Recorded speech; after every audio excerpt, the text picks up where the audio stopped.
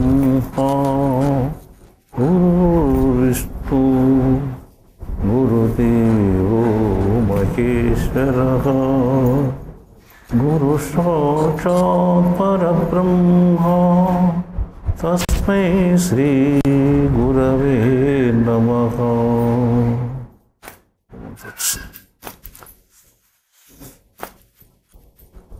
పోయిన నెల మనము జ్ఞానము మాయ మహత్యము అనేటువంటి దాని గురించి చెప్పుకున్నాం మనం. అది మీకు ఏమర్థమైందో ఏమో కానీ మేమేం చెప్పాము, అది ప్రపంచంలో అవి జరుగుతానే కానీ వాళ్ళని ఉద్దేశించి చెప్పినట్టు కాదు, వ్యక్తులను ఉద్దేశించి చెప్పినట్టు కాదు. ఒక మోడల్ రీజన్ ఇట్లా ఉంది ప్రపంచంలో అంటే మాయ పని ఇట్లా ఉంది, జ్ఞానం పని ఇది అని తేల్చి చెప్పడమే దాన్ని నాకు అర్థమేం కాబట్టి నేను ఆ మాయ మహత్యాన్ని గురించి చెప్పాను. అంటే అటువంటి మహత్యాలు చేసేవాళ్ళు చాలామంది ఉండొచ్చు. అంటే మమ్మల్ని గురించి చెప్పినాడని వాళ్ళు అనుకుంటే నేను ఒకనే కాదు, ప్రపంచం పుట్టుముట్టు ఉండే చరిత్ర అది, అర్థమైందా? కాబట్టి ఇప్పుడు అందులో ఇంకా మీకు ఏమైనా సంశయాలు ఉంటే ఇంకో కొంత విపులంగా చెప్పేదానికి ఇప్పుడు ఏం చెప్తామంటే, ఇప్పుడు జ్ఞానము మాయ మహత్యము ఇంతకుముందు చెప్పినది, ఇప్పుడు దాంట్లోనే కొంత విపులంగా చెప్తాం. అంటే మహత్యాల్లో ఇంకా ఎన్ని రకాలు ఉన్నాయి అనే దాని గురించి. ఇప్పుడు మహత్యము అనేటువంటి ఒక పేరు మనం చెప్పుకుంటే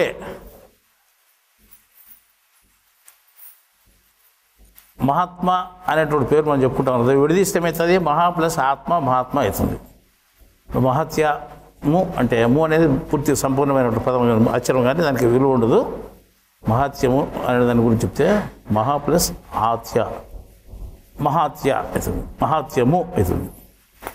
విడదీస్తే మహా ప్లస్ ఆత్మ ఎట్లయిందో మహా ప్లస్ ఆత్య మహాత్య అవుతుంది. అప్పుడు ఈ ఆత్యాయం ఎక్కడ నిఘంటువులో లేదు అనుకోదండి. నిఘంటువులో లేదు, గంటువులో ఉంది. ఇంతకు కూడా చెప్పాను నేను. గంట అనేది ఒకటి ఉంది, నిఘంటు అనేది ఒకటి ఉంది. ఇది నాయన గంటలో ఉంది, మళ్ళీ పొరపాటు పడారు, అమ్మ గంటలో కాదు. కానీ హత్య అంటే ఒకరిని లేకుండా చేయడం, చంపివేయడం, ఒకరిని లేకుండా చేయడం అని హత్య అంటే. అర్థమైందా? హత్య కాదు, హత్య అంటే సంపూర్ణంగా జీవింపజేయడం, గొప్పగా జీవింపజేయడం, అది ఏమాత్రం లేకుండా చంపివేయడం, అది హత్య అంటే. హత్య అంటే గొప్పగా జీవింపజేయడము. మహాత్య అంటే ఇంకా గొప్పగా నువ్వు ప్రపంచం కనపరిచేట్టు చేయడము మహాత్యం యొక్క పని. ఒకరికి మహత్యం ఉంది అంటే ఏమని అర్థం, మన గొప్పగా బయటికి కనపరిచేట్టు చేస్తూ ఉంది చేయడమే మహత్యం యొక్క పని. అది మనం విడదీసుకొని చెప్పుకుంటే మహత్యంలో అంత ఉందన్నమాట. అంటే ఇప్పుడు మీరు చెప్పే మాటను మేము ఎందుకు నమ్మాలి, ఇది మీరు చెప్పిందంతా మేము నమ్ముకుంటూ పోవాలా అని మీరు ప్రశ్న వేయచ్చు. ఒకరు నమ్మినా నమ్మకపోయినా కానీ మనకు సూత్రం ఉందన్నమాట. అంటే మనం నమ్మొచ్చు నమ్మకూడదు అనే దానికి ప్రపంచానికంతా ఒక సూత్రం ఉంది. ఏదైతే శాస్త్రబద్ధమో అది పూర్తి నమ్మి తీరాల్సిందే. తర్వాత శాస్త్రబద్ధమైంది కాబట్టి అది ఎప్పటికీ నెరవేరి తీరుతుంది. అది శాసనాలతో కూడుకుని ఉంటుంది, శాస్త్రబద్ధమైంది. అర్థమైందా? కాబట్టి ఇప్పుడు చెప్పే మాట శాస్త్రబద్ధమైంది అంటే ఇప్పుడు మాటల్లో కొన్ని అబద్ధం ఉంటాయి, కొన్ని నిజము ఉంటాయి. కొన్ని అబద్ధాన్ని నమ్ముతారు, నిజాన్ని నమ్ముతారు. ఇప్పుడు అబద్ధాన్ని మేము ఎట్లా అనుకోవాలా, ఇదే నిజమని అనుకుంటాము. నిజాన్ని మేము ఎట్లా అనుకోవాలా, అది అబద్ధం అనుకుంటాము. మేము పొరపాటు పడేదానికి అవకాశం ఉంది కదా అని అంటే దానికే శాస్త్రబద్ధత అనేటువంటి ఒక భూతత్వం ఇచ్చి అది వాస్తవమా కాదా చూసి దాన్ని నువ్వు ఎన్నుకోవాలా అని చెప్పింది. మనిషికి శాస్త్రబద్ధత అనేది మనం ఒక అర్థం ఇచ్చి దాంట్లో చూడమని చెప్పాడు దేవుడు. అబద్ధము అంటే తెలిసిన అర్థం, బద్ధము కాంది, దానికి ఒక రీజన్ లేదు, ఒక క్రమపద్ధతి లేదు. అర్థమైందా? అంటే లేదని బద్ధం అంటే బద్ధము కాంది, ఒక మాట కట్టుబడి ఉండేది కాదు అది. అర్థమైందా? దానికి ఒక రీజన్ లేదు, అది సత్యము కాదు. బద్ధము కానటువంటిది, ఎక్కడ కట్టుబడి లేదు, అది దాని ఇష్టం. ఇప్పుడు ఈ మాట మాట్లాడతాం, రేపు ఇంకా దాన్ని ఇంకోటి మార్చి మాట్లాడచ్చు. అది కరెక్ట్గా ఇట్లే ఉండాలి, రూల్ లేదు దానికి. ఏదానికి? అబద్ధానికి. అంతే కదా, దాన్ని అబద్ధం అంటే ఈడొక మాట మాట్లాడి ఇంకోసారి ఇంకో మాట మాట్లాడితే ఏమంటాను? అబద్ధము. బద్ధము కాంది, దానికి క్రమం లేదు. అర్థమైందా? అబద్ధానికి అర్థం తెలిసినా మీకు? ఇదే అర్థం.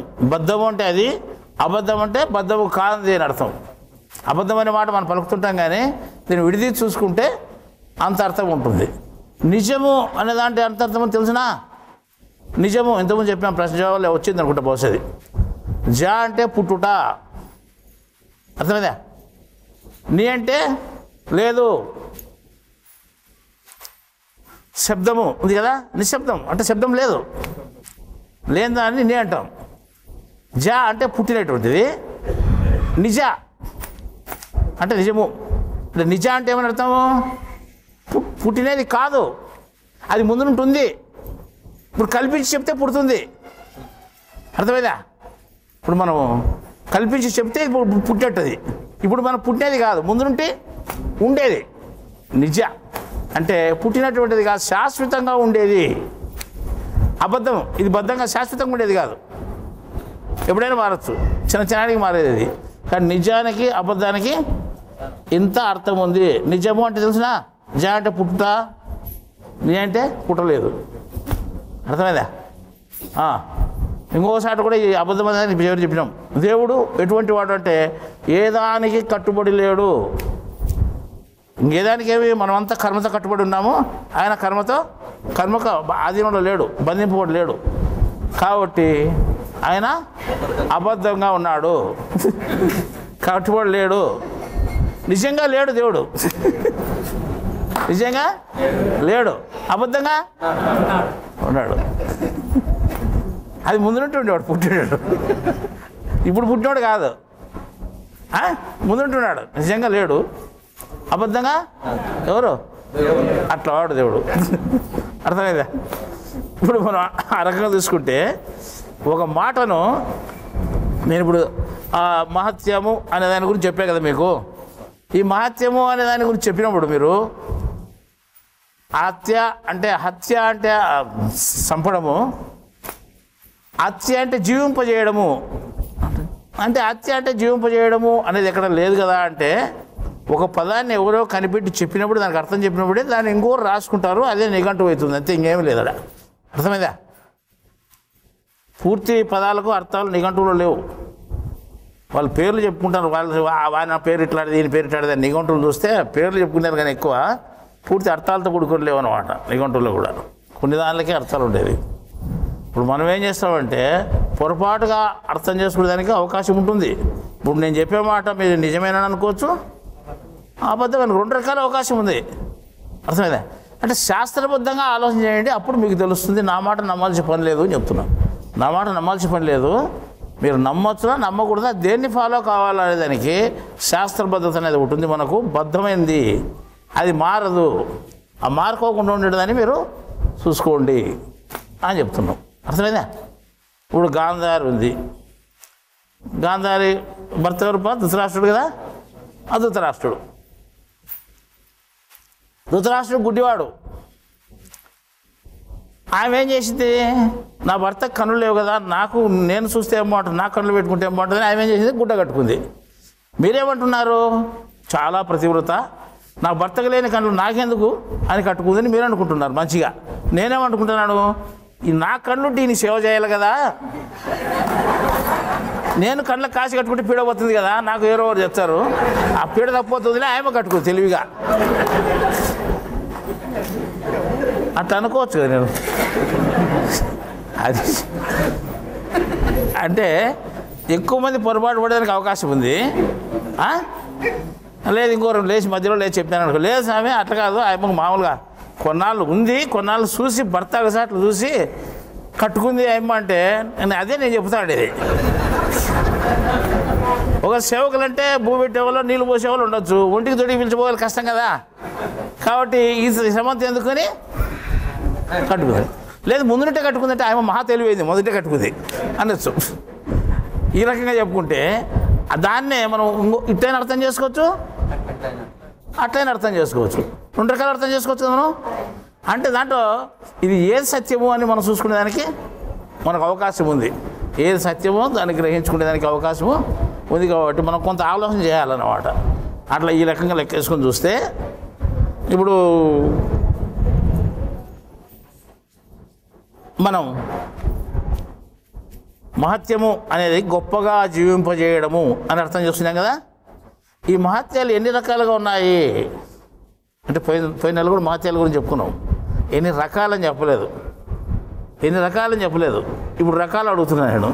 ఒకవేళ మిమ్మల్ని అడిగినాను అనుకో, మేము మహత్యాల గురించి పోయిన నెల మీటింగ్ వినిపోయి ఎక్కడైనా మహత్యాల గురించి మీరు మాట్లాడినారు అనుకో, వాళ్ళు ఎన్ని రకాల మహత్యాలు ఉన్నాయని అడిగితే మళ్ళీ అడిగొచ్చామని రాకూడదు. మీరు అక్కడ పోయి అడిగొచ్చామనకుండా మీరే చెప్పేటట్టుగా స్తోమతలు ఉండాలన్నమాట. మహత్యాలు 3 రకాలుగా ఉన్నాయని చెప్పొచ్చు అనమాట. మహత్యాలు 3 రకాలుగా ఉన్నాయి అని మనం చెప్పొచ్చు. అంటే ఏ రకము అని ప్రశ్నిస్తే ఎవరైనా కానీ పూర్వము ఈ రకంగా ఉండేటివి తక్కు టమారా, ఇంద్రజాల, మహేంద్రజాల, గజకర్ణ, గోకర్ణ అనేటివి 3 రకాల పేర్లు ఎదుర్కో.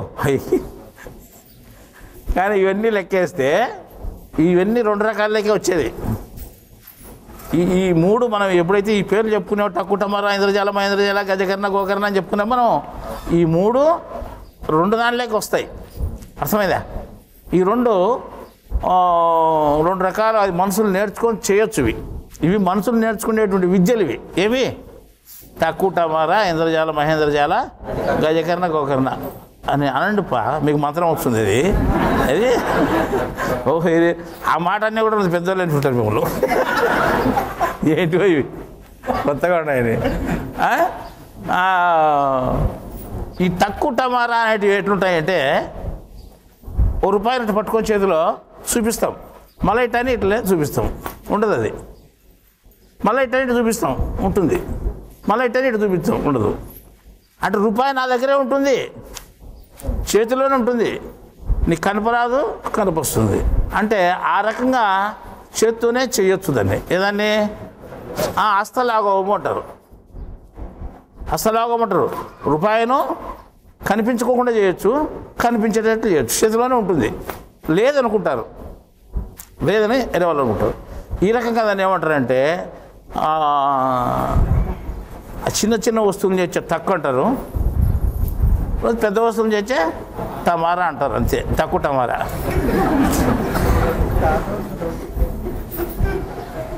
ఓ మాత్రం నేల కింద పెట్టుకొని చూసి అటు చూపించే, నేల కింద పెట్టుకొని చూపితే కనపరాదు. అది నేల కింద ఉంటుంది, నోట్లోనే ఉంటుంది. అర్థమైందా? ఈ రకంగా తక్కువ టమారా విద్యలు అది తెలివితో చేసేటివి, నైపుణ్యత చేసేటివి ఏవి? తక్కువ టమారా విద్యలు అంటారు. ఇంకా ఇంద్రజాల, మహేంద్రజాల అనేవి ఉన్నాయి అన్నమాట. ఇంద్రజాల అంటే వస్తువులను సృష్టిస్తారు. వస్తువులను, లేని వస్తువును సృష్టించడము. అర్థమైందా? లేని వస్తువును సృష్టించడం ఏమంటాము? ఇంద్రజాలము, మహేంద్రజాలం అంటాం అన్నమాట. ఏది? లేని వస్తువులను సృష్టించడం. ఒక ఈ వస్తువు ఉందనుకో, ఇప్పుడు ఈ వస్తువుని ఇక్కడ ఉంది, ఇది దీన్ని లేకుండా చేయడం, లేకుండా కనపరాకుండా చేయడం ఏమంటామంటే ఇంద్రజాలం అంటాం. దాన్ని మళ్ళీ కనపరిచేటట్టు చేయడం కూడా ఇంద్రజాలమే అంటాం. అది వస్తువును కనిపించేటట్లు కానీ, ఉన్నది లేనట్లు కానీ, లేనిది ఉన్నట్లు కానీ వస్తువులు చేసేది. అంటే పెద్ద పెద్ద వస్తువులనే. ఒక ఏనుగు ఉంది అంటే ఏనుగు కథ కాదు, ఒక రైలు పెట్టింది అనుకోండి, ఓ రైలు పెట్టినా కనపరాకుండా చేస్తాడు ఒక ఆయన, తర్వాత రైలు పెట్టినా కనపరిచేటట్టు చేస్తాడు. దాన్ని ఏమంటాము? అంత పెద్ద రైలు పెట్టిను ఇంద్రజాలం అంటాం దాన్ని. అర్థమైందా?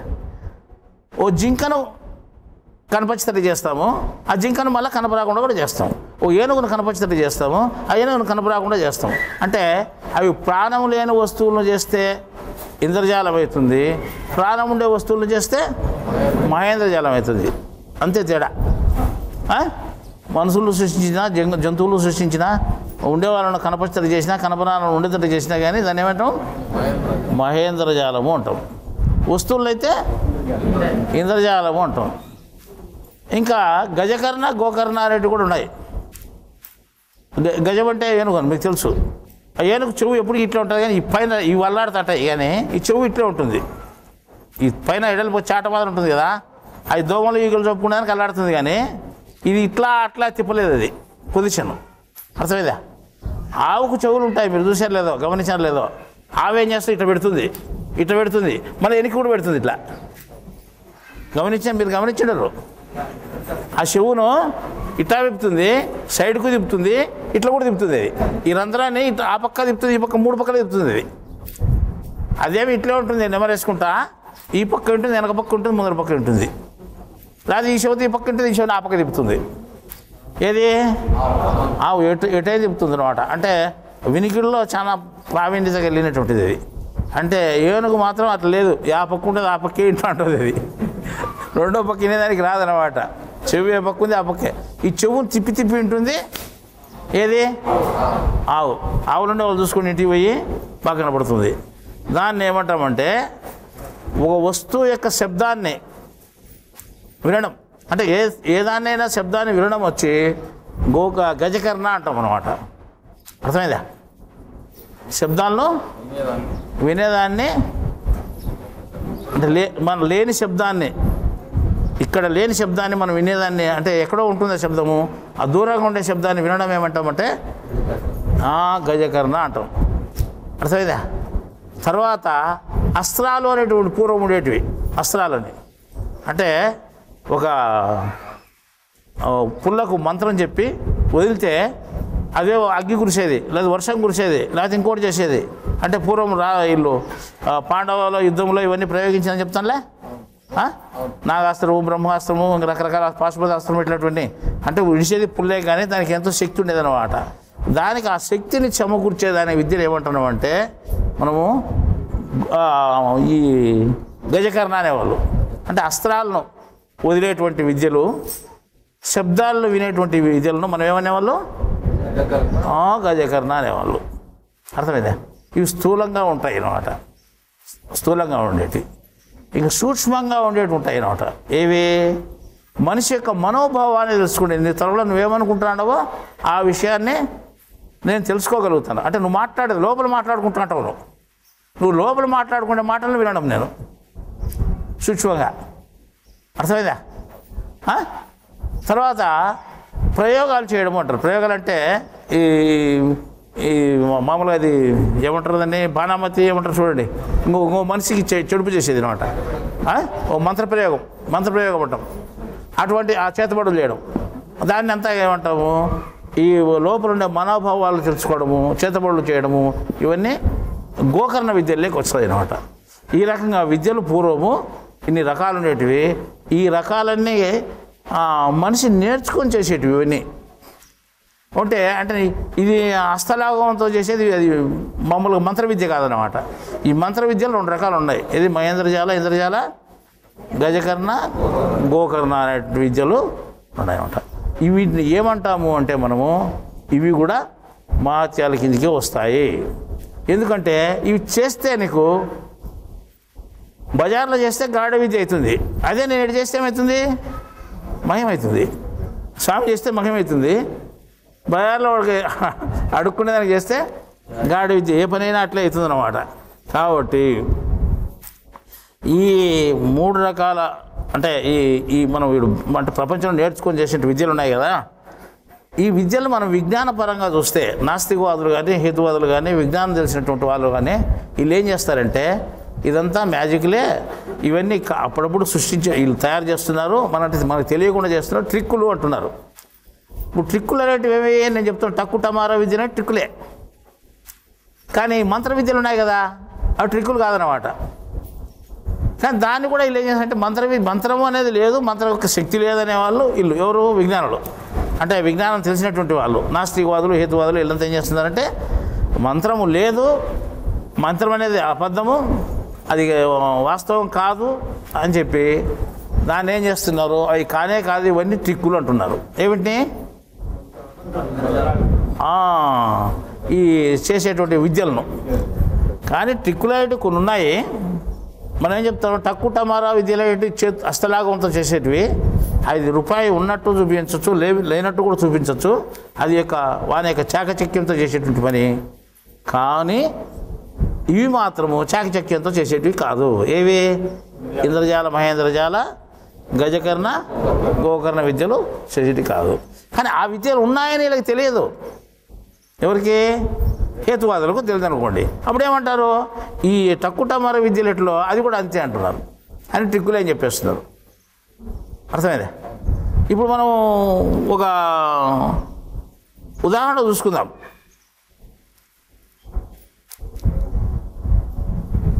ఒక స్వామీజీ ఉన్నాడు అనుకోండి. ఒక స్వామీజీ మద్రాసు బీచ్లోకి వెళ్ళాడు అనుకుందాం. మద్రాసు బీచ్ లేకపోతే మెరీనా బీచ్ లేకపోతే దండుకుంటారు చిన్నమందా చిన్నోళ్ళు ఉందా. సరే, ఆ స్వామీజీ వెళ్ళాడు కాబట్టి ఆయన అంటే చాలామంది పోయి ఉంటారు. ఆయన సముద్రం తీరినట్టు నిలబడుకొని ఏం చేశాడు, తన భక్తుని అంటే అతని భక్తులు వచ్చారు, కొత్త వాళ్ళు వచ్చారు, స్థానికంగా ఉండేవాళ్ళు చూసేదానికి వచ్చారు స్వామి అంట అని పేరు పొందిన స్వామి కాబట్టి ఒక అతన్ని పిలిచి అక్కడ ఇసుక తీ అని చెప్పినాడు. అంటే ఇసుక తీసినాడు. ఆయన ఇసుక తీ భగవద్గీత దొరుకుతుంది నీకు అన్నాడు. ఆయన ఇసుక తీస్తే భగవద్గీత దొరికింది. ఎవరికి? అతనికి, ఆ వ్యక్తికి. ఇసుక తీస్తేనే భగవద్గీత దొరికింది. అబ్బా స్వామి చూడే భగవద్గీత దొరుకుతుంది చెప్తానే తీస్తేనే భగవద్గీత దొరికింది అది గొప్ప మహత్తుగా ఆయన అనుకోవడం జరుగుతుంది. అంటే అది అతనికి ఒక్కరికే కాకుండా అక్కడ చూసే వాళ్ళందరికీ పెద్ద మహత్యమే అయిపోయింది. అర్థమైందా? ఇప్పుడు అక్కడ చూసే వాళ్ళందరికీ పెద్ద మహత్యం అయిపోయింది. సరే, ఇప్పుడు అతను ఏం చేశాడంటే అక్కడ వచ్చినటువంటి జనంలో చాలామంది ఉన్నారు కదా. ఒక విదేశీ భక్తుడు వచ్చాడు. ఆయన భక్తుడు కాదు కానీ ఒక సైంటిస్టు. ఇట్లా మహత్యాలు వాస్తవమా కాదా అని పరిశోధన చేసేదానికే వచ్చాడు ఆయన.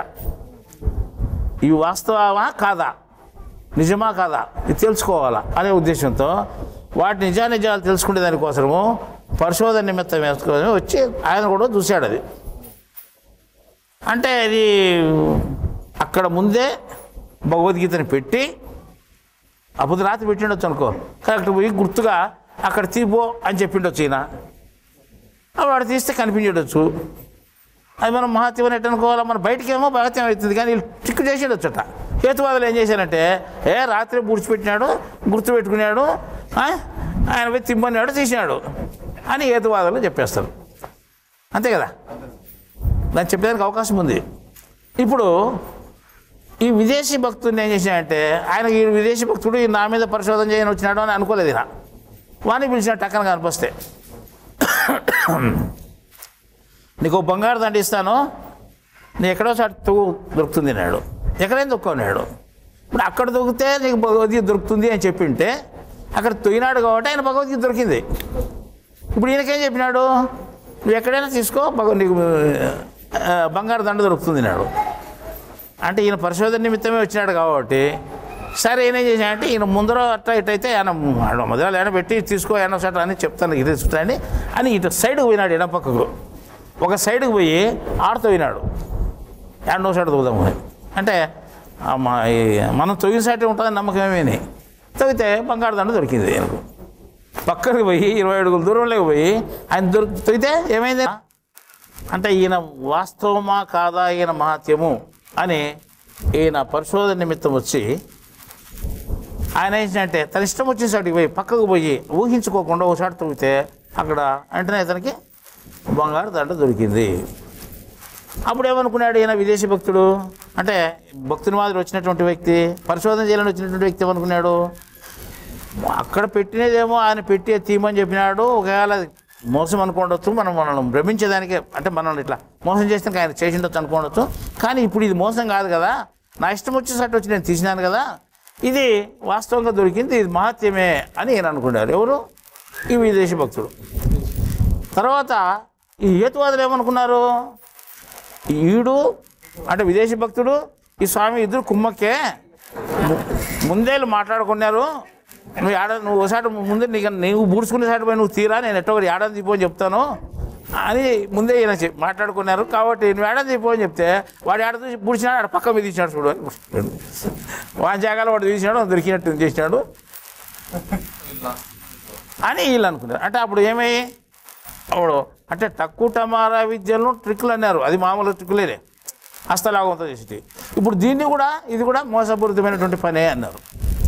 ఇక్కడ వాస్తవంగా ఏం జరిగింది అంటే ఒకవేళ అప్పుడు కూడా మొదట పుస్తకం దొరుకుతుంది తీయ అని చెప్పినప్పుడు కూడా ఆయనకు తెలుదు, ఎవరికి ఆ చెప్పిన స్వామికి తెలుదు.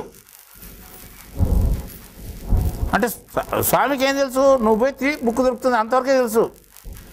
వీడు పోయి తీసినాడు, పుస్తకం దొరికింది. ఎక్కడ చేయాలని ఇక్కడే అని ఖచ్చితంగా చెప్పలేడు. అక్కడ పోయి ముందర తీయన్నాడు, తీసినాడు, దొరికింది.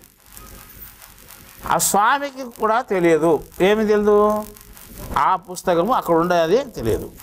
అంటే అక్కడ దొరుకుతుంది తీయన్నాడు, వీడు పోయి ఎక్కడైతే తవ్వుతాడో అక్కడ ఖచ్చితంగా దొరుకుతుంది అని. ఎందుకు అంటే ఈయన దగ్గర ఓ విద్య ఉంది. ఏది సెక్షన్ ఏది మనం చెప్పుకుందంటో మహేంద్రజాలం, వస్తువు దొరికేది. వస్తువు లేనిది ఉన్నట్టు సృష్టించడం ఏమిది ఇంద్రజాలం అంటాం. మహేంద్రజాలం అది వేరే, మనుషులు జంతువులు మనుషులు ప్రాణాలు సృష్టించేది. ఇప్పుడు ప్రాణం లేనిది ఇది ఇంద్రజాలం సెక్షన్, అర్థమైందా? ఇంద్రజాల విద్య నేర్చుకున్నాడు కాబట్టి ఈయన ఉన్నాడు మనసులో ఆ నేర్చుకున్నట్టు మంత్రాన్ని ఒకరు జపించి నేను ఒక మనిషికి చెప్తాను పుస్తకం భగవద్గీత దొరకాలనుకున్నాడు. సరే ఇడిపోయి తీస్తానే భగవద్గీత దొరికింది.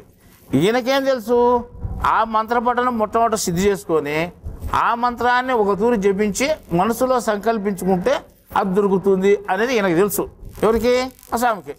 అట్లా చెప్పినాడు, వాడిపోయి తీసినాడు, దొరికింది. అదే రకంగానే నేను బంగారు దొండ దొరకాలా అని అనుకుంటే దొరుకుతుంది అని తెలుసు ఆయనకు. వాడు ఎక్కడైనా దొంగనే దొరుకుతుంది అని తెలుసు. నువ్వు ఎక్కడైనా దొరకకపోతే దొరుకుతుంది అని చెప్పినాడు. వాడు పోయి ఒక పక్క తీసినాడు, వాడు ఇంకా చేయి పెట్టి తీస్తానంటే తవ్వుతానంటే దొరికింది. కానీ అది అక్కడ ఎట్లొచ్చింది, ఎట్లా దొరికింది అనే వివరం మాత్రం ఎవరికి? ఈ స్వామి కూడా తెలియదు. అతనికి తెలియదు. అతను మహత్యం అనుకున్నాడు, ఇతరుడు మంత్రం అనుకున్నాడు. కానీ ఇది వాస్తవంగా మంత్రం. ఇది ఇంద్రజాల విద్యలో ఒక భాగం ఇది. కానీ హేతువాదులకు ఆ విషయం తెలియదు కాబట్టి రెండింటినీ ఇది మోసపూరితమైనటువంటి పనులే అనుకున్నారు అన్నమాట. అర్థే కదా. అదేం చేసినట్టు పొద్దున్నే పేపర్కి వేసినారు మహత్యమా మోసమా అని. ఇదంతా మహత్యాలని మోసాలు చేస్తున్నారు ఈ స్వాములు, ప్రజలను మభ్యపెడుతున్నారు. ఇదంతా ముందే మాట్లాడుకున్నారు. మొదటి వాంతంలో రెండో వంతులు మాట్లాడుకొని చింబంటి వాళ్ళు తీసినారు. వాళ్ళకేందుకు చెప్పాలి, వేరే వాళ్ళకి చెప్పకూడదంటే వానికేందుకు ఈడియాని సెలెక్ట్ ఏం చేసుకోలేదు కదా, ఎవరికోరు చెప్పాడు. వాళ్ళు ముందే సెలెక్ట్ చేసుకుని మనుషులు ఇల్లు అని వాళ్ళు ఏం చేశారంటే హేతువాదులు నాస్తికవాదులు ఏం చేశారు, పేపర్లో రాసి పెట్టారు ఫుల్గా. ఏమని? ఇది మోసము అని. అంటే అది ఒకవేళ మోసం అయి ఉండొచ్చు, ముందే చెప్పిండొచ్చు, అక్కడ తొగమని ఇతను పోయి తొగిండొచ్చు. ఈ తొగినోనికి అంటే భగవద్గీత దొరికినోనికి ఏమైనా కనెక్షన్ ఉండొచ్చు. కానీ ఈ విదేశీ భక్తుడు మాత్రం పరిశోధన చేయాలని వచ్చినాడు కదా, ఇద్దరికి అతనికి సంబంధం లేదు కదా. మరి నేను పరిశోధన చేయాలని వచ్చినాను, నేను సంబంధం లేనటువంటి వ్యక్తిని, నాకు దొరికింది కదా, ఆయన నేనేం చేశానంటే మళ్ళీ ఆయన మరుసటి రోజు మళ్ళీ పేపర్లో వచ్చాడు. ఏమని? ఇది కాదు మహత్యమే, నేను పరిశోధన చేయాలని వచ్చినటువంటి వ్యక్తిని, నేను పరిశోధన నిమిత్తమే వచ్చాను, ఇది నిజమా కాదని చూశాను, వాస్తవంగా నేను పక్కకు పోయి తీశాను, ఆయన ముందర కూడా తీయకుండా పక్క తీస్తే కూడా దొరికింది. ఇది వాస్తవమే, ఇది సత్యమే, ఇది మహత్యమే. సైంటిఫిక్గా ఏ రీజను లేదు దీనికి. అంటే బంగారు దండ అక్కడికి వచ్చి దొరికేదానికి ఏ రీజను లేదు కాబట్టి ఇది మహత్యమే అని ఆయన ప్రకటించాడు. ఎవరు? ఈ విదేశీ సైంటిస్టు. అర్థమైందా? ఇప్పుడు వీళ్ళేమో మోసం అన్నది, ఈయనేమో మహత్యం అన్నాడు. ఇప్పుడు ఏది మహత్యము ఏది మోసము? ఇద్దరిది తప్పే. ఇద్దరిది తప్పే. అది మహత్యము కాదు, మోసము కాదు. విద్య ఆ విద్య ప్రకారము అది జరిగింది. అది విద్య అని వీళ్ళు ఎవరికి తెలియదు కాబట్టి అది ఇక్కడేమనుకుంటే ఒకరేమో ఒక సెక్షన్ అంటే కొంతమంది హేతువాదులు, నాస్తికవాదులు, విజ్ఞానులు వీళ్ళంతా సైన్స్ అనే వాళ్ళంతా మోసం అన్నారు. వాళ్ళేమో కాదు ఇది వాస్తవమే అని కొంతమంది అన్నారు అనమాట. ఈ రకంగా లెక్కేసుకుంటే ఈ ఇంద్రజాల మహేంద్రజాల విద్యలను ఎవరూ కనుక్కోలేకుండా మహత్యాలను నమ్ముతున్నారు. కానీ స్వామికి తెలుసు ఏమని, నేను చెప్పితే జరుగుతుంది అని తెలుసు, నేను చెప్తే జరుగుతుంది అని తెలుసు. కానీ ఎట్లా జరుగుతుంది ఆయన కూడా తెలియదు. ఈ మంత్రం చదివితే ఈ పని నెరవేరుతుంది అని తెలుసు, కానీ ఎట్లా నెరవేరుతుంది అని నాకు కూడా తెలియదు చదివానికి. ఓ మనిషికి కడుపు నొప్పి పోవాలి, కడుపు నొప్పి పోయానికి ఒక మంత్రం ఉంటుంది, వాడు 4 తూర్లు దిగదీస్తాడు, ఏదో మంత్రం చెప్తాడు, కడుపు నొప్పి పోతుంది. అంటే నేను మంత్రం చెప్తే పోతుందని ఈ వ్యక్తికి తెలుసు, కానీ ఈ మంత్రం ఎట్లా పోయి పని చేసింది, ఆపరేట్ చేసింది లోపల పోయేది అనే విషయం మాత్రం తెలియదు. అర్థమైందా? ఇప్పుడు వాస్తవంగా జరిగిన విషయమే కదా ఇది. మళ్ళీ తూచా తప్పకుండా జరిగేదాన్ని సత్యమే కదా, అది బద్ధమైందే కదా, అది మళ్ళీ శాస్త్రబద్ధమైందే కదా. శాస్త్రబద్ధం కాదని చెప్పడానికి వీల్లేదు కదా. ఏ శాస్త్రానికి సంబంధించింది దీన్ని ప్రశ్న వేసుకోవాలి మనం ఇప్పుడు. అర్థమైందా? మనం ఇంకా మళ్ళా మొదటికి పోదాం, రోజంతా పూర్వకాలంలోకి. అంటే ఇది ఇంత తాపి ముందు ఇంకో రకంగా ముందుకు పోతాం. భౌతిక శాస్త్రం అనేది ఒకటి ఉంది మనకు. అంటే మనకు శాస్త్రాలు ఎన్ని ఉన్నాయి చెప్పండి. అంటే మొదటి నుండి చెప్పాలి. మొదటి దానికి ఒక సూత్రం చెప్పిన, గకరబో జోబ్రా అని. గకరబో జోబ్రా అర్థమైందా? గా అంటే గణితము, కా అంటే ఖగోళము, రా అంటే రసాయనము, బో అంటే భౌతికము, జో అంటే జ్యోతిష్యము, బ్రా అంటే బ్రహ్మ విద్య అని. ఈ 6 ఈ అక్షరాలు నేర్చుకుంటే ఆటోమేటిక్గా వస్తాయి వరుసగా. అర్థమైందా? గకరబో జోబ్రా అని, గకరబో జోబ్రా అర్థమైందా? ఇప్పుడు ఈ భౌతికంలో అంటే భౌతికం అంటే శరీరం అనుకుందాం. ఈ శరీరంలో ఒక బాధ వచ్చింది నీకు, అంటే ఓ మనిషికి కడుపు నొప్పి వచ్చింది అనుకుందాం. పూర్వం అంటే సృష్టి ఆదిలో కొంతకాలం జరిగిన తర్వాత వైద్యం లేదు, అసలు వైద్యం అనేది తెలియదు. అప్పుడు మానవునికి ఏం చేశాడంటే ఒక ఆకు తీసుకొని తిక్కున్నాడు, ఏదో ఊహ వచ్చి తిక్కుంటే ఆకు పైన తిక్కున్నప్పుడు ఏమైతే దాని రసం అవుతుంది కదా, ఆ నొప్పి పోయింది దానికి. ఓహో ఇది ఈ ఆకు ఈ నొప్పికి పని చేస్తుంది అని గుర్తు వచ్చేసింది దానికి. ఈ రకంగా వైద్యం అనేది మొదలైంది. మొట్టమొదటి ఎట్లా మొదలైంది? ప్రకృతిలో దొరికేటువంటి ఆకులకు ప్రకృతికి దగ్గరగా ఉన్నాడు మనిషి. ఆ ప్రకృతిలో దొరికే ఆకులు రసాన్ని ఉపయోగించుకున్నాడు అన్నమాట. అర్థమైందా? ఆ రసాన్ని ఎట్లా ఉపయోగించుకోవడం, పూసుకునేవాడు. ఎక్కడైనా కానీ ఏదన్నా బాధ వస్తే అక్కడ పూసుకునేవాడు అంతే. తినేది తాగేది ఇంతకుముందు మాదిరి లేదు, ఇప్పుడు మాదిరి లేదు. ఒక ఆకును తీసుకొని దాన్ని నలిపి ఆ రసాన్ని పూసుకునేవాడు. ఈ ఆకు పూసుకుంటే ఈ నొప్పి పోతుంది, ఈ ఆకు పూసుకుంటే ఇది పోతుంది అని. ఈ ఆకు పూసుకుంటే కడుపు నొప్పి పోతుంది, ఈ ఆకు పూసుకుంటే కీళ్ళ నొప్పులు పోతాయి ఈ రసం పూసుకుంటే అని గుర్తుగా పూసుకునేవాడు. అప్పుడు అట్లా ఆకులు ఉన్నాయి, అట్లా పోయేటివి. వీళ్ళు ఒక్కొక్కటి అప్పుడు చేయంగా అది ఒకటి ఇది ఒకటి కనుక్కొని లాస్ట్కి ఏం చేసినట్టే ఒక వ్యక్తి కనుక్కున్నటువంటి వస్తువును దాన్ని 10 మందికి చెప్పడంలో అది బయటికి వైద్యం అయిపోయింది. అర్థమైందా? బయటికి తెలిసిపోయింది. ఒక మనిషి కొన్ని తూర్లు వాడంగా ఓహో ఇది పనికి వస్తుంది అని తెలిసిపోతుంది అన్నమాట. అర్థమైందా? అట్లా పూర్వము కనిపెట్టినారు వాళ్ళే పెద్ద శాస్త్రవేత్తలు. లెక్కేసుకుంటే వాళ్ళు కనపరాకుండా వినారు, ఇప్పుడు వాళ్ళు తెలియకుండా వినారు. అర్థమైందా? ఇప్పుడు బేదలు పెట్టుకుంటాయి కదా చాలామందికి, వాళ్ళు నీళ్ళ బేదలు పెట్టుకుంటాయి కదా. నీళ్ళ బేదలు పెట్టుకునేదానికి అంటే ఒక ఆలోచన చేసినమాట, ఎక్కువ ఒగరుగా ఉండేటువంటి పదార్థం ఇస్తే తొందరగా తగ్గుతుంది. అల్లోపతి మెడిసిన్స్లో కూడా మామూలుగా ఈ ఆపిల్ పండ్లతో చేసినవి ఇట్లాంటి మందులు ఇస్తారనమాట. మన వాళ్ళు పెద్దవాళ్ళు కూడా అరటికాయ తిని పచ్చి అరటికాయ తింటుంటారు, ఒగరుగా ఉంటుంది చూడండి, బేగులు తగ్గిపోయేదానికి. ఇవన్నీ ఆలోచన చేసి మనం ఏం చేసామంటే ఇది కంప చెట్లు ఆకుంటా చూడు, అది ఎక్కువ ఒగరు ఉంటుంది అనమాట. ఆ ఆకు తింటే బాగా అవుతుంది అనే ఉద్దేశంతో మనం చిన్న ఐడియా వేసి ఆకు రసం ఇస్తే వెంటనే బాగా అయింది. అంటే ఏ మందులకు బాగా కాకుండా ఈ ఆకు రసం తాగితే బాగా అవుతుంది. అది మనం అనుకుంది. ఇప్పుడు చాలామంది చెప్తారు ఎక్కడైనా బేదులు అంటే వాడు 4 రోజులు అయింది బాగా కాలేదు, ఇంజక్షన్ వేసుకునే పోలేదు, మందులు తిన్నా పోలేదు, ఏం పోలేవు అంటే ఏమొద్దు ఆ కంపల్సరీ ఆకు రసం తాగు అని చెప్పింది అనమాట. అంటే తాగితే అది తప్పనిసరిగా పోతుంది ఖచ్చితంగా. ఇది ఇట్లా మనం ఒకరు కనుక్కున్నారన్నమాట. అంటే ఒకటి కనుక్కొని ఆ రోజు అంటే ఈ ఆకు ద్వారా ఈ రోగం పోయేది అని తెలుసుకొని అది 10 మందికి తెలియజేసుకున్నారు. అప్పుడు రసం పూసుకునేవాళ్ళు పైన, కాబట్టి దాన్ని ఏమనేవాళ్ళు, అప్పుడు వైద్యము అనేటువంటి పేరు లేదు దానికి. పూర్వం ఏమనేవాళ్ళు, మొట్టమొదటినే రసపట్టు అనేవాళ్ళు. పట్టు పైన పూసుకుంటారు కాబట్టి పట్టు అనేవాళ్ళు. రసం అంటే ఆకు రసం పూసేవాళ్ళు కాబట్టి దాన్ని రసపట్టు అనేవాళ్ళు. అర్థమైందా? ఆ రసపట్టు అనే పదం లాస్ట్కి ఏమైందంటే వైద్యం కిందకి వచ్చేసింది. అది అర్థమైందా? ఆ వైద్యం అనే పదము దానికి వాస్తవంగా సరిపోదు. వైద్యం అంటే అది తెలిసినటువంటిది అని, అంతేగాని ఇది మామూలుగా రోగాలకు సంబంధించిన పదం కాదు అది. కానీ అది మామూలుగా అలవాటు అయిపోయింది వైద్యం అనేది. అర్థమైందా? వైద్యము అనేటువంటి పదము దీనికి ఇట్లా అలవాటు అయిపోయింది. కానీ పూర్వము ఈ పదము దానికి వర్తించేది కాదు. దాని పేరు రసపట్టు అనేవాళ్ళు. ఆ రసము ఏమిటితో తీసుకునేవాళ్ళు, ఆకులతో తీసుకునేవాళ్ళు అని చెప్పాం కదా. అప్పుడు ప్రతి ఆకును ఉపయోగించుకునేవాళ్ళు. ప్రతి ఆకు రోగానికి పనికొచ్చేది అది. అందువల్ల ప్రతి ఆకు ఒక ఔషధమే అని చెప్పారు. ప్రతి ఆకు ఔషధమే చెప్పారు. ప్రతి ఆకు ఔషధమే. ఈ రకంగా ఆకును ఉపయోగించుకుంటూ రోగాలు పోగొట్టుకునేవాళ్ళు. అర్థమైందా? తర్వాత ఒక తేలు కుట్టిందనుకో, దానికి ఒక రసం పూసేవాళ్ళు. రసం పూస్తే ఏమైతే అది వెంటనే పోయేది. అది ఒక ఆకును దగ్గర చూపినా కూడా పోయేది అది. అర్థమైందా? ఒక ఆకును చూపినా కానీ పోయేది. ఇంకోడు అదే ఆకే ఇంకొకరి తేలు కుడితే ఇంకొకరికి వైద్యం చేసినా అది పోయేది.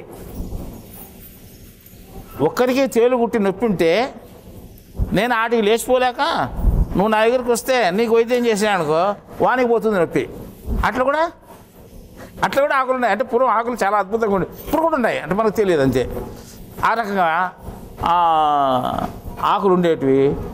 అప్పుడు ఒక తేలు కుడితే ఆ ఆకు పెట్టేవాళ్ళు, పోయేది. దాన్ని ఏం చేశాయంటే దీన్ని ఏ శాస్త్రం అంటాము అంటే రసాయన శాస్త్రము అంటాం. అంటే రసాయనాలు ఇవన్నీ, అంటే ఒక రసాయన ప్రక్రియ వల్ల అది ఆ రోగం బాగా అయ్యేది. అంటే ఈ మందులో రసాయనం ఉందన్నమాట, మనకు తెలియని రసాయనాల వల్లనే మందులు ఉన్నాయి. కాబట్టి ఈ ఆకులో ఏదో రసాయనం ఉండేది, ఆ రసాయనం దాని మీద పనిచేసేది. ఇది మనము ఏ శాస్త్రంలోకి వస్తుంది, ఇది రసాయన శాస్త్రంలోకి వస్తుంది.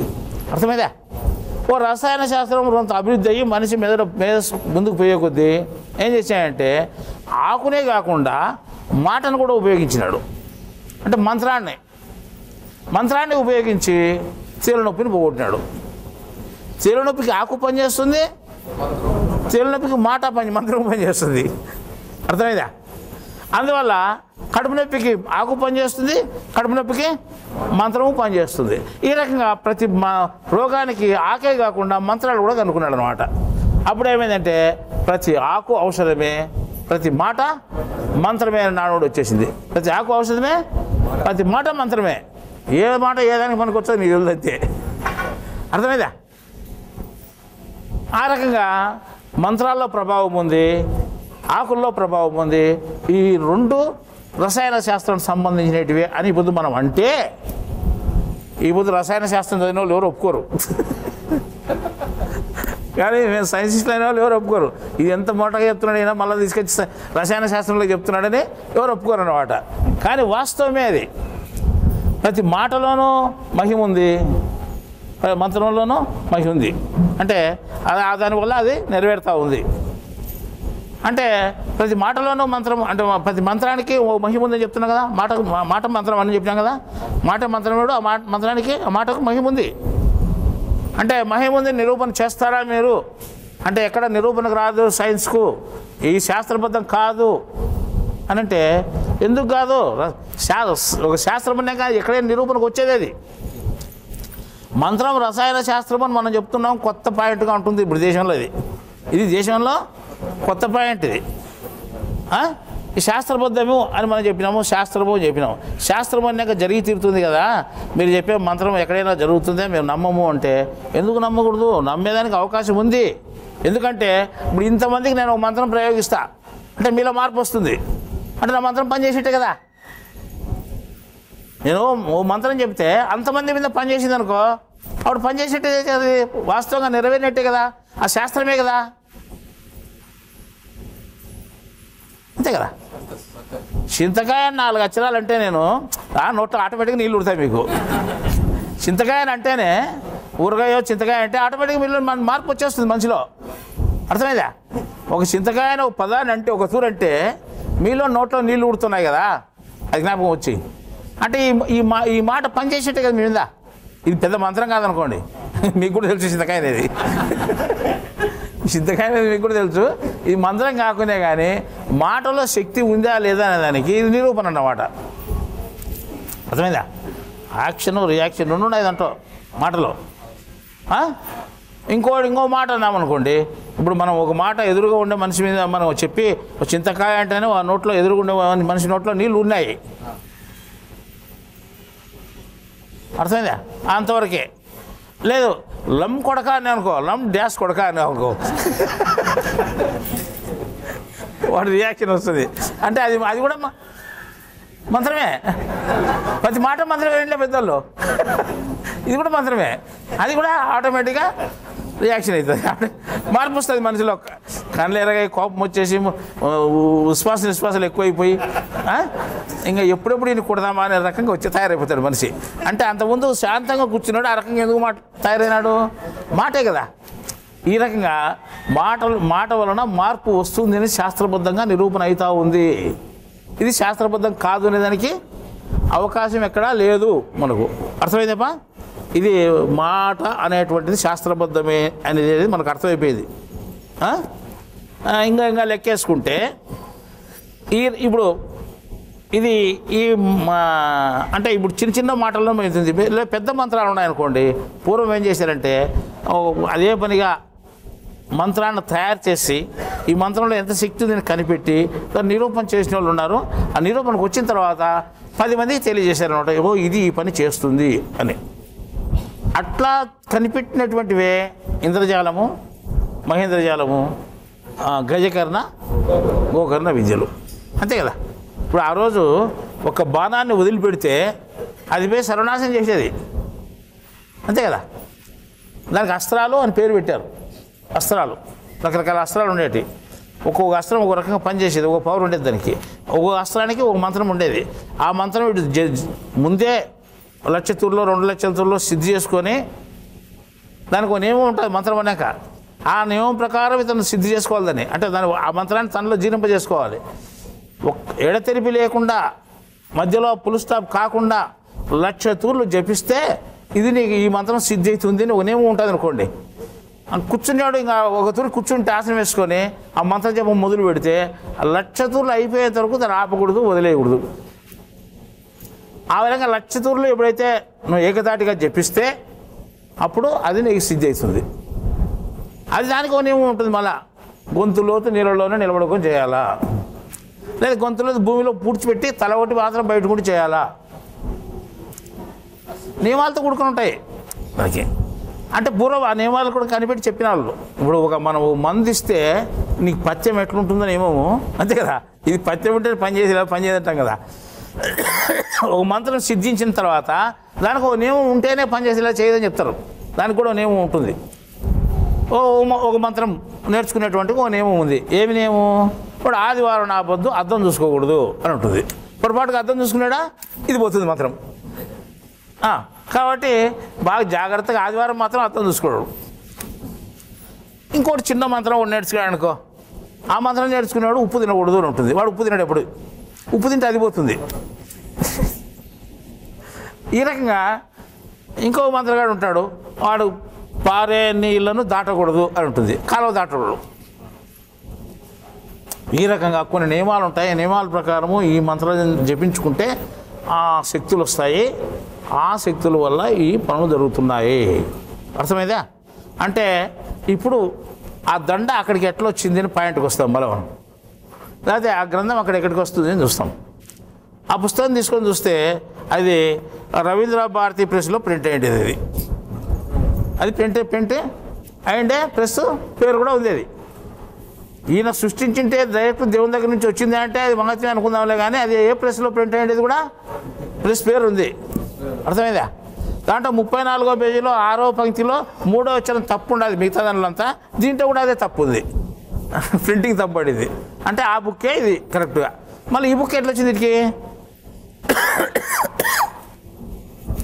అంటే ఇది మహత్యము కాదు అనేదానికి మనం చెప్పేదని. ఈయనేమో సైన్స్ సిస్టమ్ మహత్యం అనుకున్నాడు, వాళ్ళేమో మోసం అనుకున్నారు. మోసం కాదు, మంత్రబలం చేత జరిగినది అని మనం చెప్తున్నాం. ఒక పక్క మహత్యం కాదు, మంత్రబలం చేత జరిగినది. ఇతనికి మంత్రం ఇతనికి తెలియదు, అతనికి తెలియదు. కాబట్టి వీళ్ళు మోసపోయినారు, ఇద్దరు మోసపోయినారు. వాళ్ళు కరెక్ట్గా అర్థం కాలేదు, వాళ్ళకు శాస్త్రబద్ధమైనటువంటి రీజన్లోకి రాలేదు. శాస్త్రబద్ధమైన రీజన్లోకి వస్తే రసాయన శాస్త్రము మంత్రాలకు సంబంధించింది, రసాయన శాస్త్రంలోనే మంత్రాలు ఉన్నాయి, అంతే కదా. కాబట్టి ఈ పుస్తకము అక్కడ ఎట్లొచ్చింది, ఆ దండ ఇక్కడ ఎట్లొచ్చింది అంటే ఒక మంత్రం చెప్పిస్తే ఈ పని జరుగుతుందని మాత్రమే తెలుసు నాకు. కానీ అక్కడ ఎట్లా ఈ కార్యం నెరవేరినది మాత్రం ఏ మంత్రికునికి తెలియదు. చెప్తున్నా కదా నేను, ఓ మంత్రం చెప్పిస్తే నీ కడుపు నొప్పి పోతుందని మాత్రం తెలుసు, కానీ ఆ కడుపు నొప్పి నీకు ఎట్లా పోయినది మాత్రం నాకు తెలియదు. నేర్చుకునే వాళ్ళు కూడా, మంత్రాలు నేర్చుకునే వాళ్ళు కూడా తెలియదు. ఇప్పుడు ఒక మంత్రాన్ని వాడు ఉచ్చాటన చేస్తే ఆ మంత్రం సిద్ధి అనేటువంటి దాని పరిమితికి పోయి మనం నేర్చుకోగలిగితే అప్పుడు ఏమవుతుంది అంటే దాంట్లో ఒక శక్తి వస్తుంది అతనికి. దాని గ్రహశక్తి అంటాం. ఖగోళంలో కొన్ని కోట్లాది కోట్ల గ్రహాలు ఉన్నాయి. ఒక మంత్రానికి ఒక గ్రహం అధిపతిగా ఉంటుందన్నమాట. ఆ శబ్దానికి అది అధిపతిగా ఉంటుంది. కాబట్టి ఈ మంత్రాన్ని ఎవడైతే ఉచ్చాటన చేశాడో ఆ ఉచ్చాటనలో ఉండేవాళ్ళకి ఆ యొక్క గ్రహశక్తి వచ్చి చేరుంటుంది. ఎప్పుడైతే వీడు మనసులో అనుకుంటాడో ఈ పని కావాలని, అప్పుడు ఆ పని చేసి పెడుతుంది. ఆ పని ఎక్కడి నుంచి చేసి పెట్టింది? ఈ భగవద్గీత పుస్తకాలు ఇంట్లో ఉంటేనే వచ్చేది నాకు తెలుసు, నా రూమ్లో ఉంటేనే ఇటు బయటకు వస్తాయని తెలుసు నాకు. కాబట్టి నేను తీసి పెట్టుకునే బుక్కులో వాళ్ళలో ఒక బుక్ వచ్చి పడింది. ఎట్లొచ్చింది తెలియదు, కానీ ఈ గ్రహశక్తి తీసుకొచ్చి అక్కడ పెట్టింది అనమాట. నేను తీసుకొచ్చి చేసి పెట్టిన బంగారు దండల్లోనే ఒక దండ వచ్చింది ఆయనకు. అంటే ఈయన మహత్యంగా ఒక బంగారు దండ కనిపించినా కానీ నాకేమో ఒక దండ నష్టమే. అర్థమైందా? అంటే ఇది శక్తుల వల్ల జరుగుతూ ఉంది, అంటే గ్రహశక్తుల వల్ల జరిగేటువంటి ప్రక్రియ ఇది విధానము. చాలామంది మాంత్రికులు కూడా తెలియదు. వాళ్ళు కూడా మా మహత్యాలే అనుకుంటున్నారు.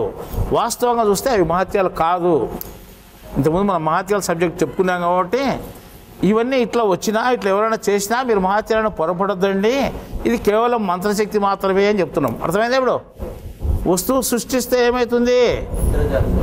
ఇంద్రజాలం అవుతుంది. అర్థమైందా? ఒక ఏనుగును సృష్టిస్తే ఏమవుతుంది? మహేంద్రజాలం అవుతుంది. ప్రాణం ఉండేది, ప్రాణం లేదు, ఇంద్రజాల, మహేంద్రజాల. ఇంకా గజకర్ణ, గోకర్ణ. మళ్ళా ఇది టుక్కు కాదయా, టుక్కేది టక్కు టమారా. ఇంద్రజాల, మహేంద్రజాల, గజకర్ణ, గోకర్ణ విద్యలు అంటారండి. ఈ విద్యలు అంటే నేర్చుకునేటి, మనిషి నేర్చుకునేటి. ఈ రెండు రకాలు, అంటే ఒకటి మంత్రము, ఒకటి హస్తలాఘవము. ఈ రెండు రకాలు మనిషి నేర్చుకొని చేసేటివే. కానీ ఇవి కొంతమంది మహత్యాలు అనుకుంటున్నారు. వాస్తవంగా మహత్యాలు కాదు, మంత్రాల వల్ల జరిగేటివి. అంటే మహత్యాలనే ఒక సైన్సిస్ట్ కూడా మోసమైనాడు ఇక్కడ, అంతే కదా అతని దృష్టిలో.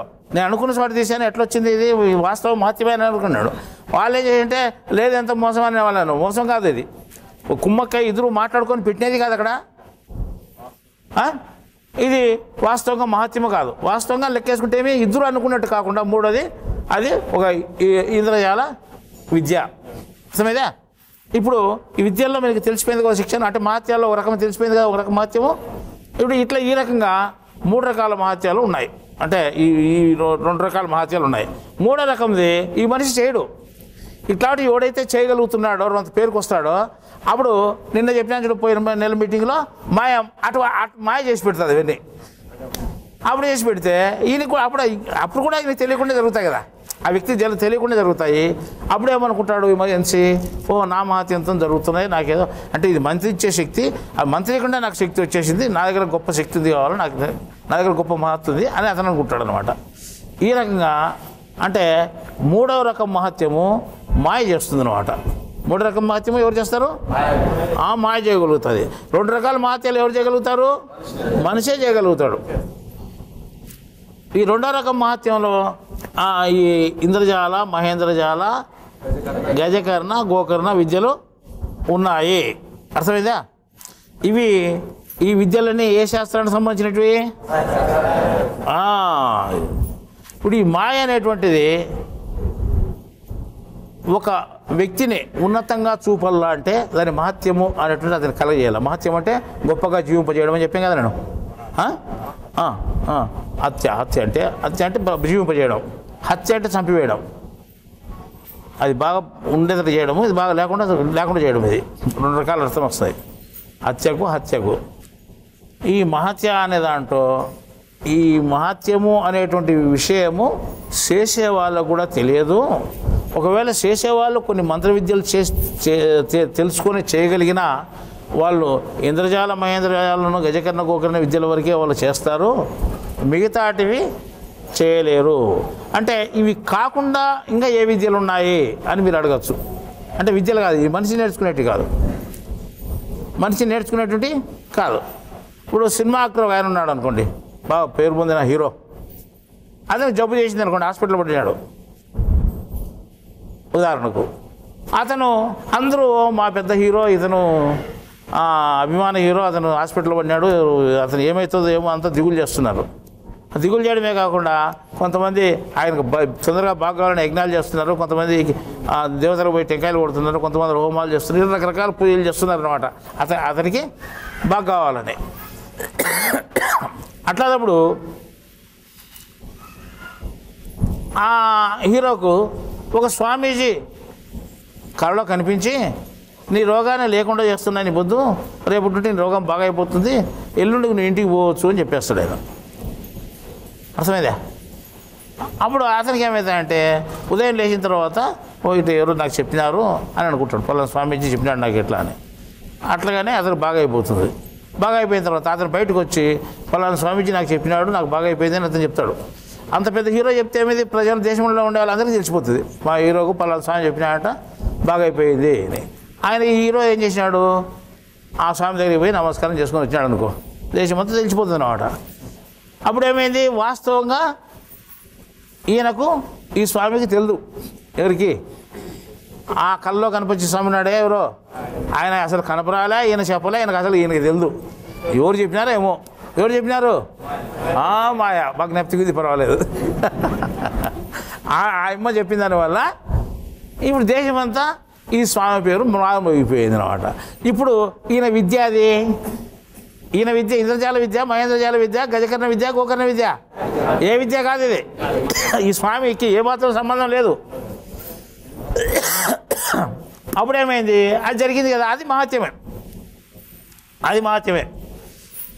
ఈ రకంగా అంటే ఈ హేతువాదులు దాన్ని మోసమనొచ్చు, టక్కుటామర విద్యను, ఇంద్రజాల, మహేంద్రజాల విద్యను కూడా మోసమనొచ్చు. కానీ ఈ మాయ చేసే పనిని మోసం అనలేరు, ఎందుకంటే దాన్ని మోసం అని చెప్పడానికి అవకాశమే లేదు. ఇది ఎందుకంటే ముందు చెప్పినట్టు జరిగింది కదా, కాబట్టి మోసం అని చెప్పేదానికి లేదు.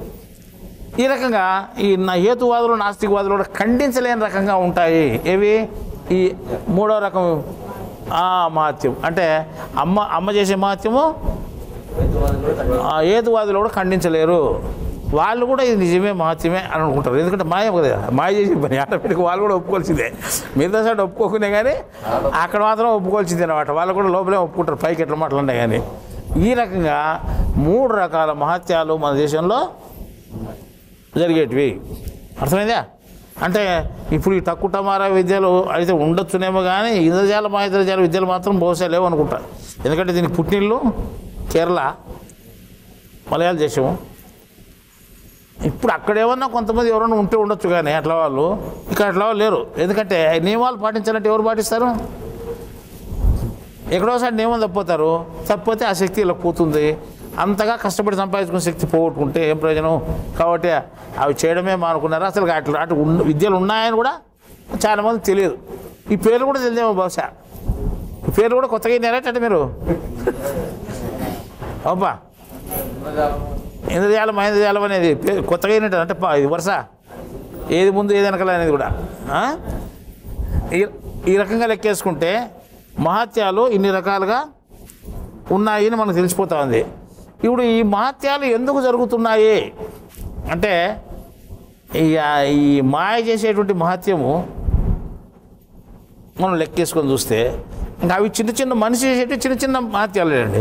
ఇది పెద్ద మహత్యం. దీని హేతువాదులు కూడా ఖండించలేరని చెప్పే కదా. మళ్ళీ ఇవన్నీ ఎందుకు జరుగుతున్నాయి అని అంటే ఒకటే ఒక ఉద్దేశం ఏమి అంటే మనిషి దేవుని వైపు పోకూడదు, మనిషి జ్ఞానం వైపు పోకూడదు, దేవుని జ్ఞానం వైపు పోకూడదు. ఎందుకు పోకూడదు? దేవునికి నచ్చవు, నువ్వు దేవునికి నచ్చావు కాబట్టి నువ్వు పోకూడదు. ఎవరికి నచ్చవు? నువ్వు దేవునికి నచ్చవు. దేవునికి నచ్చలేదు కాబట్టి ఏం చేస్తారు? మా ఏం చేస్తుంది? నేను పక్కన నొక్కుతుంది.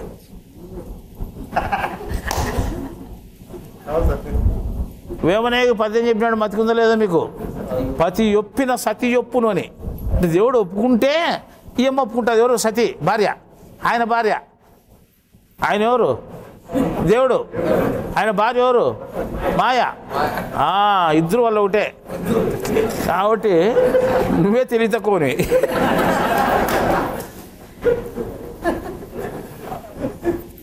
దేవుడోడు ఉన్నాడులే, వాడేటాడు, దేవుడు అదంటే ఇదంటే ఆయన అనుకుంటే దేవుడు లేడనే నేను పంపిస్తుంది. ఎందుకంటే దేవునికి ఒప్పుదల లేదు. నువ్వు దేవునికి ఒప్పుదల అయితేనే నువ్వు మాయ నిన్ను వదిలిపెట్టేది.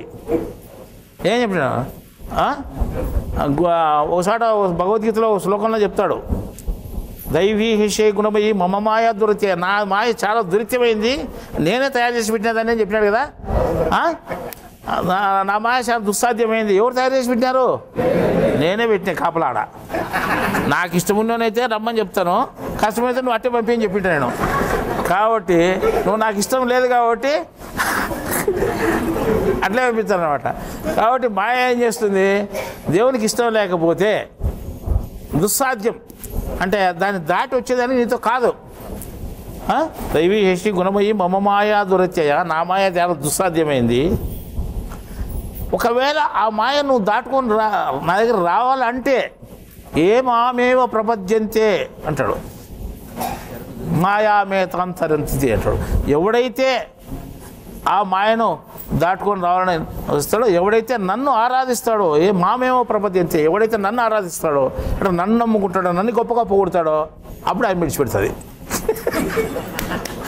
అప్పుడు నువ్వు ఆ మాయను దాటి విడుదలకు రాగలవు. చూడు చెప్పిందా అన్నమాట, చెప్పలేదా భగవద్గీతలో? ఇప్పుడు నువ్వు జ్ఞానం వైపు ఎందుకు పోకూడదు? మాయ ఎందుకు చేస్తా ఉంది అంటే నువ్వు దేవునికి సరిపోలేదు, నువ్వు దేవుని సరిపోయే పనులు ఏమీ చేయలేదు, దేవుని సరిపోయే భావం ఏమాత్రం నీ దగ్గర లేదు. నేనంటే మాయ అడ్డం వస్తుంది, లేకపోతే నేను దేవునికి బాగా పోతాడు నేను అనుకుంటే మాయ ఇంటికి అడ్డం వస్తుంది. నువ్వు బాగలేవని మాయ నేను పక్కకు పంపుతాడు. అది మాయ ఆటంకపరుస్తుంది. లేకపోతే నేను దేవుని వైపు చూడాలని ఎంత ప్రయత్నం చేసినా నేను మాయ అడ్డం వస్తుంది. ఏం చేస్తావు అంటే మాయ ఇంటికి అడ్డం వస్తుంది. నువ్వు సక్రమంగా లేవు కాబట్టి అడ్డం వస్తుంది. ఏమామేమో ప్రపంచంతే, ఎవడైతే నన్ను ఆరాధిస్తాడో వాడిని నా వైపు వస్తాడు వాడు. ఆ మాయ ఏం చేయదని చెప్పినాడు. లేకపోతే దుస్సాధ్యం, నన్ను దాటి రాలేవు అని చెప్పినాడు. చెప్పలేదా విజ్ఞాన యోగంలో మరొక చెప్పినాడు కదా. మళ్ళీ ఆ మాట ప్రకారం చూస్తే ఈ మాయ ఇన్ని మహత్యాలను సృష్టించి నిన్ను దూరంగా ఎందుకు పంపిస్తా ఉంది అంటే మహత్యాల వైపే నీ దృష్టి ప్రాకేతత చేసి, మహత్యాల వైపే నీ దృష్టి, మనిషి దృష్టి ప్రాకేతత చేసి ఆ మహత్యాల వైపే పోయేటట్టు చేస్తూ ఉంది అనమాట. ఓ మనిషి ఇంద్రజాలం చేస్తాడు, మహేంద్రం చేస్తాడు, తర్వాత గజకర్ణం గోకర్ణం అన్నీ ఉన్నాయి. అవి ఉంది కాకుండా ఎగస్ట్రాగా మాయే అవన్నీ ఆయనకి తెలియకుండా కూడా బయట చేసేస్తాను. దేశాల్లోనూ విదేశాల్లోనూ ఈయన మాయ మహత్యం గొప్పగా సాటుతుంది, ఈయన సంబంధం లేకుండా. అప్పుడు ఈయన పేరు ఈడే నిజమైన దేవుడు అంటారు. అతన్ని వాడినే నిజమైన దేవుడు, ప్రత్యక్ష దైవము అంటారు. వాడిని వదిలిపెట్టి నువ్వు జ్ఞానం వైపు వస్తావా? అతన్ని వదిలిపెట్టి నువ్వు జ్ఞానం తెలుసుకోగలుగుతావా? దేవుని వైపు వస్తావా? వాడు రాడు. ఒరే దేవుని జ్ఞానం ఇట్లుంది నువ్వు పోయి చెప్పు, ఎందుకు ఆ ప్రత్యక్ష దైవుడు పెట్టుకొని ఇంకేంటి జ్ఞానం అంటాడు. అంటారా లేదా చెప్పు? మీరు అనిపించుకున్నారు, మేము బతికొంది మీకు. ప్రత్యక్ష దైవుడు పెట్టుకొని మళ్ళీ జ్ఞానం అంటుందంటే ఎందుకు అంటారు. ఇట్లా ఒక్కొరు ఆ మాయలు పడిపోయి వాళ్ళు ఏం చేసినట్టే దేవుని వైపు ఏమాత్రము ధ్యాస పెట్టుకోకుండా మాకు అవసరమే లేదు, ఆ దేవుడితో పనే లేదు, మీకు ఇంతకంటే దేవుడు మాకు అంటారు. అంటే మాయ ఆ రకంగా తోసేస్తుంది. అంటే నువ్వు చేసే ప్రయత్నం ఉడతా, ఎందుకంటే దేవుడు వాడు ముందే సరిపడు దేవునికి. కాబట్టి మాయను దూరంగా పంపిస్తుంది. నువ్వేం చెప్పినా వాడు వినాడు. వాళ్ళు పెద్దోళ్ళు చేసే పనయ్యా. నువ్వు అడ్డం పోయి నువ్వు రమ్మంటే అడెట్టు వచ్చాడు. వాళ్ళు వద్దని పంపించాడు. నువ్వు రమ్మంటే ఎట్టు వస్తాడు? ఈ విజ్ఞానం పెద్దదని చెప్తే ఎట్టింటాను? వాడు ఇందేనాడు. కాబట్టి ఆ రకంగా మాయ మహాత్యాన్ని ఏటుకు దేవుని వైపు రానే రాడు. అర్థమైందా? దేవుడు తన జ్ఞానాన్ని భూమి మీదకి వచ్చి చెప్పగలుగుతున్నాడు. తన జ్ఞానాన్ని భూమి మీదకి వచ్చి తన ధర్మాలు ఆయన చెప్పగలుగుతున్నాడు. అంటే ఏ రకంగా చెప్తున్నాడు? ఆయన జన్మ తీసుకొని భూమి మీదకి వచ్చి చెప్తాడు అని చెప్పాం మనం. భగవంతునిగా వస్తాడని చెప్పినాం. భగవంతునిగా వచ్చి తన జ్ఞానాన్ని ప్రచారం చేసిపోతాడని చెప్పాం. ఒక్క తూరి తన జ్ఞానాన్ని ప్రచారం చేయాలి అంటే దేవుడు 3 తూర్లు పుట్టాల. దేవుడు 3 అవతారాలు ఎత్తాల. 3 తూర్లు జన్మించాల. 3 తూర్లు భగవంతునిగా భూమి మీదకి రావాలా. అర్థమైందా? తన జ్ఞానాన్ని ఒక్క తూరి సంపూర్ణంగా బోధించాలి అంటే ఎన్ని తూర్లు రావాలి? 3 తూర్లు రావాలి కదా. 3 తూర్లు అనుకో. అంటే మాయ ఎన్ని తూర్లు వస్తుంది అంటే 5 తూర్లు వస్తుంది. 3 తూర్లు కదా స్వామి, 5 తూర్లు. దేవుడు 3 భాగాలుగా ఉన్నాడు. జీవాత్మ, ఆత్మ, పరమాత్మగా. కాబట్టి 3 భాగాలుగానే వస్తాడు. అర్థమైందా? 3 మార్లు వస్తాడు ఆయన. ప్రకృతి ఎన్ని భాగాలు ఉంది? ఇప్పుడు చెప్తారు 5 భాగాలు అని. కాబట్టి 5 తూర్లు వస్తుంది. అంటే దేవుడు భగవంతునిగా పుట్టక ముందు 1 తూరు ముందే వస్తుంది. ఆయన రాకముందే వచ్చి మార్గం సుగమం చేసుకుంటుంది అన్నమాట. అర్థమైందా? మా రూట్ క్లీన్ చేసి పెట్టుకుంటుంది. అర్థమైందా? ఆయన వచ్చిన తర్వాత ఆయనతో పాటు 1 తూరు వస్తుంది. మళ్ళీ 2వ తూరు వస్తుంది, 3వ తూరు వస్తుంది. అంటే 3 తూర్లు ఆయన జన్మ తీసుకుంటే 3 తూర్లు వస్తుంది. అప్పుడు ముందు 1 తూరు వచ్చింది కదా, 4 తూర్లు అవుతుంది. మళ్ళీ ఆయన పోయిన తర్వాత కూడా మళ్ళీ ఎవడన్నా కొత్త వస్తుంది, మళ్ళీ చూసుకుంటుంది 5వ తూరి. అంటే ఆయన రాకముందు 1 తూరు వస్తుంది, పోయిన తర్వాత 1 తూరు వస్తుంది. ఆయన ఉన్నప్పుడు 3 తూర్లు వస్తుంది. అప్పుడు ఏమవుతుంది? 5 తూర్లు వస్తుంది. అంటే ఈ కొత్త మాట మీకు 5 మాటలు వస్తాయి. అది కొత్త పాయింట్. అంటే ఈ 5 మార్లు వస్తుంది. కాబట్టి 5 మార్లు తనకు ఏమాత్రం దేవుని వైపు ఎవరు పోకుండా జాగ్రత్త పడుతుంది అనమాట. ఆయన 3 తూర్లు వస్తాడు. అంటే 1 తూరు కొంత జ్ఞానాన్ని బోధిస్తాడు, 2వ తూరు కొంత జ్ఞానాన్ని బోధిస్తాడు, 3వ తూరు సంపూర్ణమైనటువంటి ధర్మాలు కంప్లీట్గా ఎక్కడ ఏ అనుమానం లేకుండా బోధించిపోతాడు. అంటే 3వ తూరు వచ్చినప్పుడు కొంత కొదవడవచ్చు, 2వ తూరు ఉన్నప్పుడు కొంత కొదవడవచ్చు, 3వ తూరు ఎటువంటి కొదవ లేకుండా సంపూర్ణంగా బోధించుకోవడము జరుగుతుంది. అర్థమైందా? ఈ రకంగా లెక్కేసుకుంటే మనము మహత్యాల విషయం ఇది. ఈరోజు మీటింగ్